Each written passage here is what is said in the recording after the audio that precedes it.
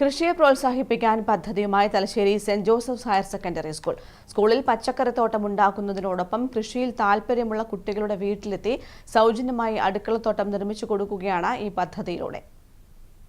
സ്കൂളിലെ പരിസ്ഥിതി ക്ലബിന്റെ നേതൃത്വത്തിൽ അധ്യാപകരും വിദ്യാർത്ഥികളും ഒപ്പം രക്ഷിതാക്കളും ചേർന്ന് നടപ്പാക്കിയ പുത്തൻ പദ്ധതി ഏറെ ശ്രദ്ധ നേടുകയാണ്.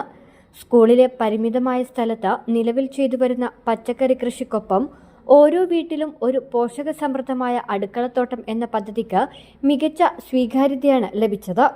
താൽപ്പര്യമുള്ള വിദ്യാർത്ഥികളുടെ വീടുകളിൽ രക്ഷിതാക്കൾക്കൊപ്പം കുട്ടികളും ചേർന്നുകൊണ്ടാണ് സൗജന്യമായി അടുക്കളത്തോട്ടം നിർമ്മിച്ചു നൽകുന്നത്.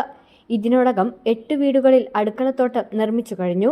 കഴിഞ്ഞ ന്യൂ ഇയർ ഗിഫ്റ്റായിട്ട് UP സെക്ഷനിലുള്ള എല്ലാ കുട്ടികൾക്കും നമ്മൾ ഇതിൻ്റെ വിത്തുകൾ പുതുവർഷ ഗിഫ്റ്റായിട്ട് കുട്ടികൾക്കെല്ലാം കൊടുത്തത്. അവരത് വീടുകളിൽ കൃഷിയുടെ ഭാഗമായിട്ട് അടുക്കളത്തോട്ടം എന്നുള്ള നിലയ്ക്ക് തന്നെ തീരെ സ്ഥലമില്ലാത്തവർ ബാഗുകളിലും ഒക്കെ ആയിട്ട് തന്നെ അതിൻ്റെ പ്രവർത്തനങ്ങൾ ഭംഗിയായിട്ട് മുന്നോട്ട് പോയിക്കൊണ്ടിരിക്കുന്നുണ്ട്. നമ്മൾ അധ്യാപകർ അതുപോലെ തന്നെ പാരൻസ് ഈ ഇതിലെ പങ്കാളിത്തം വഹിക്കുന്ന മെയിനായിട്ട് ഒരു കൂട്ടം പാരൻസ് ഉണ്ട്.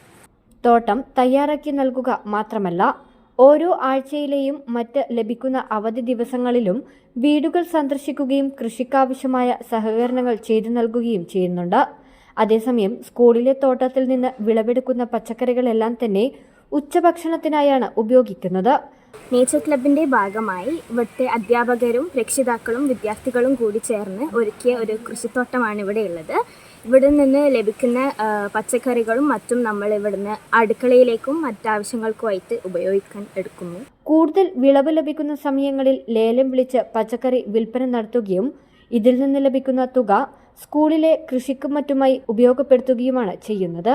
ഇനിയും വ്യത്യസ്തമായ പദ്ധതികൾ ആവിഷ്കരിക്കാനുള്ള തയ്യാറെടുപ്പിലാണ് വിദ്യാർത്ഥികളും ഒപ്പം അധ്യാപകരും രക്ഷിതാക്കളും. News bureau, Thalassery.